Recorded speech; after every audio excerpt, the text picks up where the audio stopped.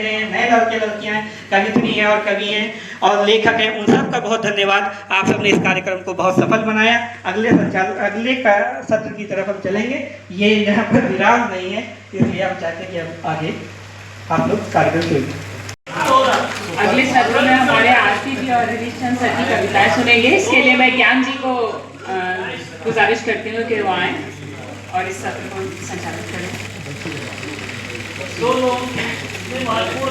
चाय जाएगी नहीं, पर एकदम गर्म है, मैंने मंगा ली है, तो 10-15 मिनट में चाय ठंडी नहीं होगी, मेरी ये गारंटी है। उत्तर प्रदेश की राजधानी में कैफ़ी आज़मी एकेडमी में एक कवि सम्मान समारोह कार्यक्रम हो रहा। वहीं पर हम जानेंगे कि सर अपना परिचय देते हुए बताइए किस तरह से जो कार्यक्रम का आयोजन हुआ है, जहां पर कवि और यहां पर लेखकों का सम्मान हो रहा है, किस तरह से, क्या मुख्य उद्देश्य को लेकर?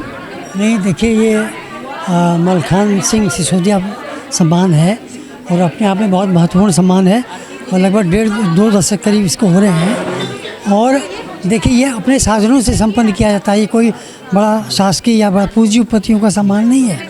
इसमें जेन्युइन लेखकों को ढूंढ करके किया जाता है और इसमें जो संस्थाएं जुड़ी हुई हैं वो बड़ी प्रतिबद्ध संस्थाएं हैं, अपने मूल्यों को लेकर जीने वाली संस्थाएं हैं। और जैसे महत्वपूर्ण लोगों को दिए गए हैं, बहुत महत्वपूर्ण नवोदित जो लेखक हैं, लेखिकाएँ हैं, उनको दिया जाता है। तो मैं समझता हूँ कि आज के माहौल में बहुत, क्योंकि चारों तरफ पैसे बिखर रहे हैं, ऐसे में ऐसे सम्मान अपनी खास अहमियत रखते हैं। कितने वर्षों से ये कार्यक्रम हो? नहीं, देखिए, 2007 से चल रहा है ये, तो आप समझ लीजिए करीब 18-19 साल तो हो गए हैं ना। तो बड़ी सफलता से चल रहा है और लगभग साधन बड़े संपन्न लोग नहीं हैं, वो आप ही साधनों में होता है। तो वास्तव में जेन्युइन जो उत्सव हैं वो तो यही है। वो जो महोत्सव होते हैं, लिट फेस्ट होते हैं, उनका तो कोई वो बाजारू, एक तरह से बाजारोन्मुख होते हैं। तो इस तरह से यही जिंदा रखेंगे साहित्य को भी ना। तो सर किस तरह से जो है आज किन लोगों ने कार्यक्रम में प्रतिभाग किया, जहां युवाओं की भी भागीदारी दिखी? जी, नहीं, बहुत अच्छा लगा। इसमें सारी पीढ़ियाँ थी। हमने देखा कि कई पीढ़ियों के लोग थे, मतलब 80 की उम्र के लोग भी थे और नए छात्र भी थे। तो एक पूरा एक माहौल बनता है ना, साहित्य का माहौल तो ऐसे ही बनेगा। वो जो हम देखते हैं टीवी वगैरह में, तमाम चैनल्स में, वो नहीं है। असली माहौल तो यही देता है। स्कूल के छात्र भी सीखते हैं और जो लिख रहे होते हैं वो अपनी कंटिन्यूटी में लिखते हैं ऐसे। और बुजुर्गों को भी लगता है कि हमारी आने वाली पीढ़ियाँ कैसे आ रही हैं, क्या सीख रही हैं। तो ठीक सर, बहुत बहुत धन्यवाद। हम आपको दिखाएंगे जहां पर मलखान सिंह सिसोदिया कविता सम्मान दिया गया है, जहां पुरस्कृत भी हुई हैं सीमा सिंह और अन्य कवि भी सम्मानित हुए हैं। अभी आपको हम बात कराएंगे और दिखाएंगे किस तरह से उनको सम्मान मिलकर किस तरह का उनको लग रहा है। और आगे आपको पुरस्कृत कवि हमारे साथ में हैं, वहीं सीमा जी, उनसे जानेंगे मैम कौन सी कविता जो आपने लिखी आपको सम्मान मिला, हमारे दर्शकों को?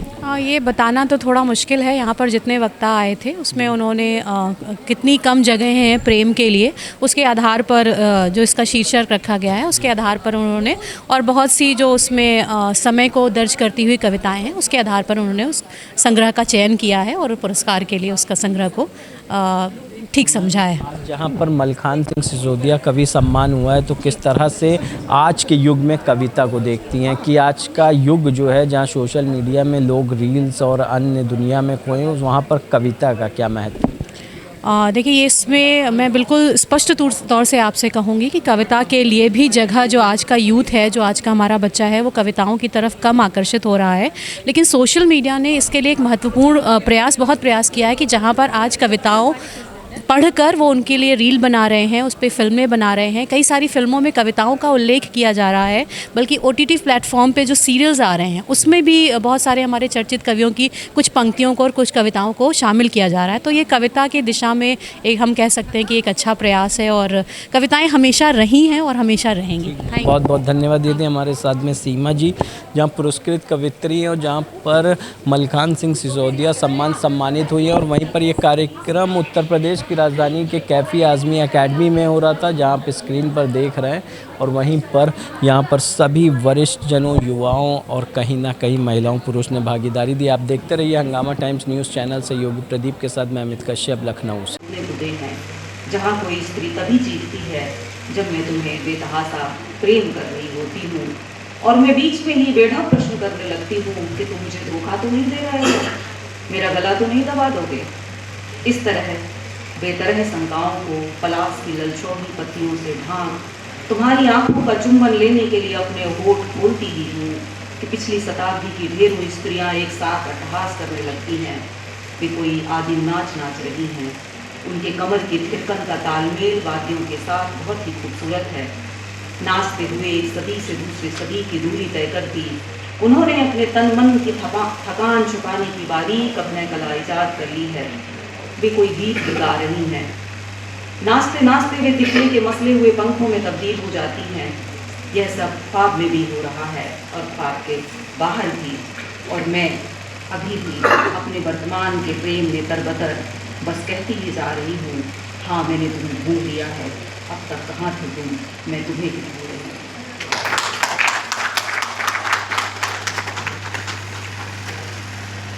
एक कविता है। कहने का ढंग यह है, भाषा में रचे गए विलोप जीवन में अक्सर पर्यायवाची की तरह मिले हैं। तो इस तरह से कथ्य और शिल्प की दोनों की हो उसमें अपना हाथ आजमाती हैं और निभा भी अच्छी तरह से निभाती हैं। मैं समझता हूँ कि पहला संग्रह जैसा कुछ तो होना चाहिए, हो सकता है वैसा ये है। मैं उन्हें पुरस्कार के लिए बधाई देता हूँ और संग्रह के लिए भी बहुत बहुत धन्यवाद।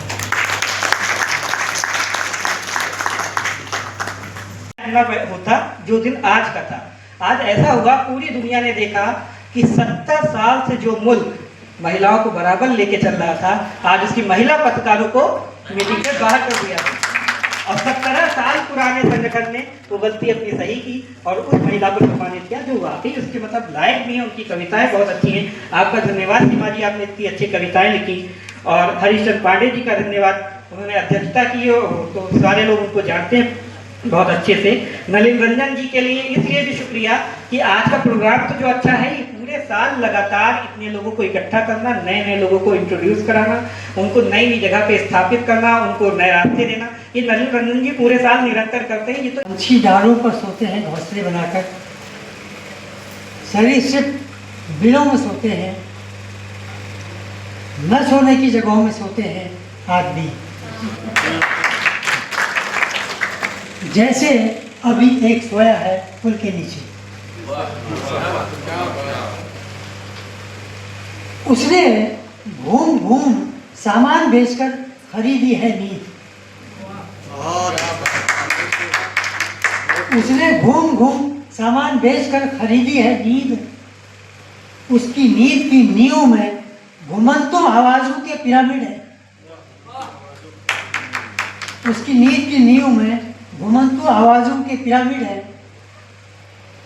कोई उसकी नींद की गहराई में उसके सोने की वैधता ढूंढता है। कोई उसकी नींद की गहराई में उसके सोने की वैधता ढूंढता है। उठाऊ शिल्प में उसकी वरीयत तोड़ता है। हाँ, उसके बाप की नहीं थी वो जगह। हाँ, उसके बाप की नहीं थी वो जगह और माँ की कोख में 9 माह से अधिक सोया नहीं जा सकता था।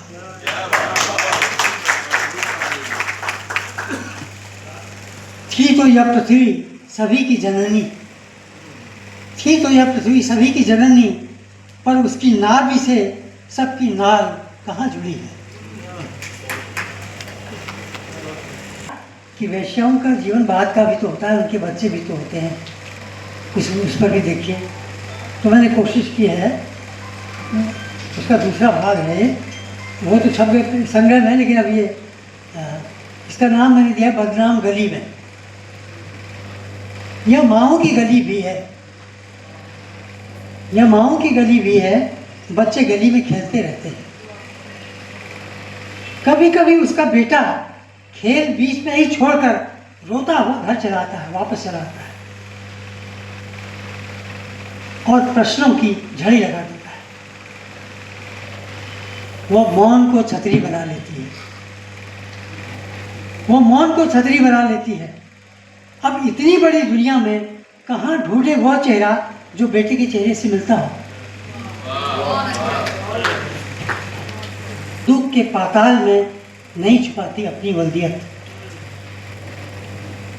वो कैसे उजागर करती वह जो खड़ा है गली में नीचे अभी, अपने देह की आग बुझाकर मेरे चूल्हे की। सुभाष राय जी का शुक्रिया। सुभाष राय जी देखिए, जो एक शिकायत करते हैं कि अखबारों में कविताएं और उनकी जो कहानियां वगैरह नहीं लिखी जा रही हैं, कम से कम सुभाष राय जी को एक बार देखें कि देखें वो कैसे प्रकाशित करते, कोई भी अपना कुछ लेकर के आ जाए उनके अखबार में जगह पा जाता है।